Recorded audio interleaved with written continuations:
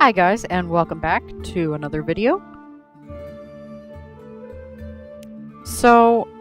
This video is going to be on writing. Last one was about art. I think I'm going to alternate between the two, so I'll do a writing video for every art video, because I have, I think, a lot to say about both subjects.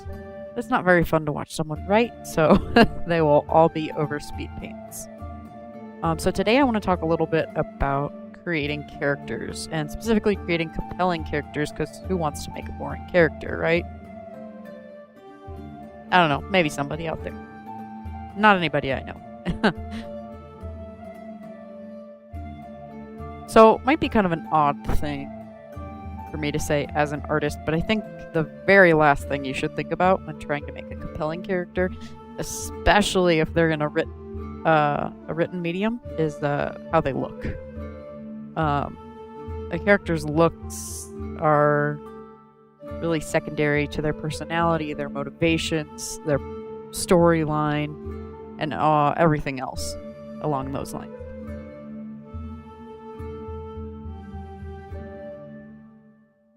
So a couple things. First of all, my best writing advice when it comes to characters, and I say this often, is your favorite should be the main character. If the main character is not your favorite, then make your favorite the main character. Some creators have differing views on this, because, your favorite may be a side character, because then you can do whatever you want with them without having to worry about affecting the plot. But ultimately, I think writing is so much more enjoyable when your favorite is the main character, and it's easier to make the main character compelling when they're your favorite. I'm not going to talk about Mary Sue's in this video, because I think that the topic has been done to death, and I also think that there's a lot of misconceptions out there about what Mary Sue's are and what to avoid, and yeah, we're not talking about Mary Sue's. Don't worry if you're making Mary Sue's. Just focus on making the character good, and the rest will follow, and you won't have to worry about having a Mary Sue character. One of the best ways I've found to kind of quickly make a compelling character is to give them some traits that are unexpected for their archetype, or for what they are. Example, the TV show Grimm, the character Monroe, my favorite character. I love him. Anyway, really need to get caught up on Grimm. I'm only on season 2. So, anyway, Monroe is a blutbad, which is the show's version of a werewolf, but he lives in a fancy house, and he's very cultured. He, plays string instruments and fixes up old clocks. So that's not something that you'd expect from, a werewolf type character who usually, and the show plays around with it. They introduce a couple other characters who are also blutbad, who more fit the stereotype. So that's one way to kind of make a character compelling on the fly. But in the long run, if you're going with established archetypes, which you kind of have to in any given story, everybody can tell you about how you can flip the script and change the... No, I really do not like dissections, and I honestly think that just straight up archetypes are really underappreciated and underdone these days, because people think that they're unoriginal. That's going to probably be a pretty common theme in my videos. Spending a lot of time on things.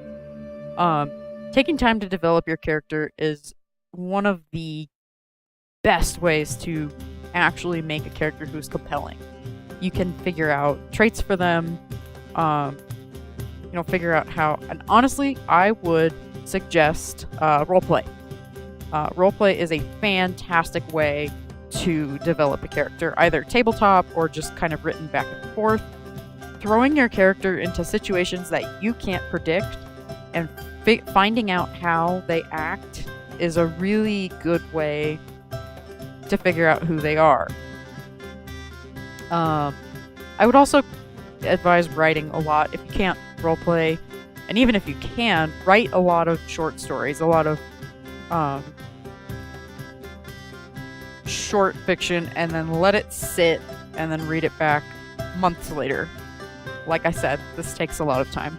I've been working on the main character of my novel for about 8 years, and only about in the last 2 years has he even come close to being what I want. And I'm probably an outlier here, so don't think that it's going to take you 8 years to make a good character, because it won't. But not if you consciously think about how to develop them. I didn't even really consciously start thinking about developing him until much later in my creative process. So writing the character, writing them a lot, and writing kind of what-if situations is important. Things that may not necessarily happen in your story. And this can apply to comics, this can apply to written stories, this can apply to games, anything that has plot and characters. How the character interacts with other characters is very important. Most, if not all, of your characters should be connected and have relationships of some sort. Personally, I found that I don't so much like characters on their own, but when I see them in relationships with other characters and how they interact with other characters, it makes them more compelling to me. Case in point, another example here, Piccolo from Dragon Ball. I know, Meg watches Dragon Ball. Big surprise. Piccolo is actually my favorite character. But I didn't really like him at first because I just thought, oh, he's just, he's the same as every other character on this show. I resisted getting into Dragon Ball a lot. When I finally did get into it, I was so glad because I love it. But to me, the moment that I really started to like Piccolo, I started with Dragon Ball Super. So, spoilers. I don't know if you can spoil Dragon Ball. It's been around so long, but Gohan has a kid, and there's a scene where Piccolo is playing peekaboo with Gohan's kid, and that was the moment that I was like, Piccolo is my favorite. I love him. So I don't think that the, relationships with other characters can really be understated in terms of importance when it comes to making characters compelling. Characters do not have to be the coolest or the best at something or, even extraordinary in any way, even though most stories are about the extraordinary. To me, what makes a character compelling is what are they like in those human moments when it's not about saving the world and it's not about doing crazy things. What are they like just as a person? Making a character that you feel like you know, or that they could be a person that you know is important. I think especially in fantasy, people tend to get really caught up in, the fantasy of it, and they forget to make their characters people.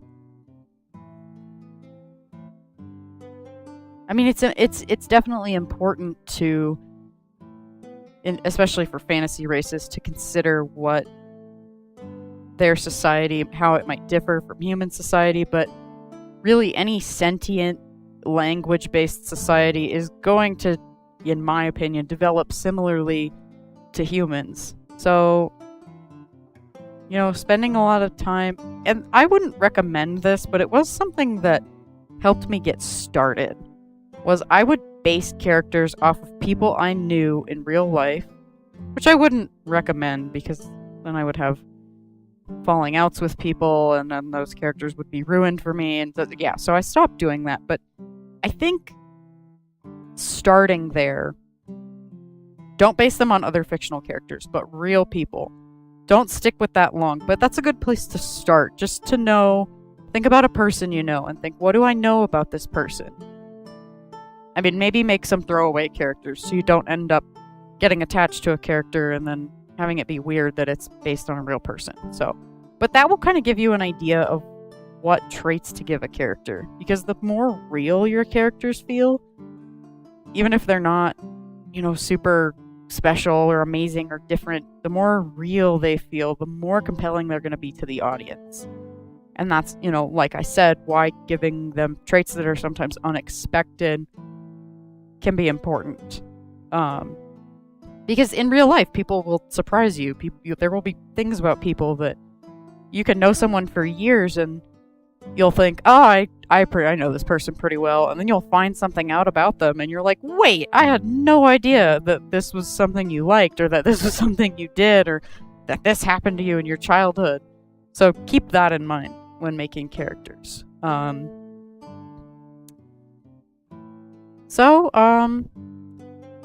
That's pretty much about all I have to say about that. And again, do not worry about the Mary Sue thing. It has been done to death. I think it is one of the most harmful things to be taught to young writers. I really honestly do. It held me back for a long time in my own writing.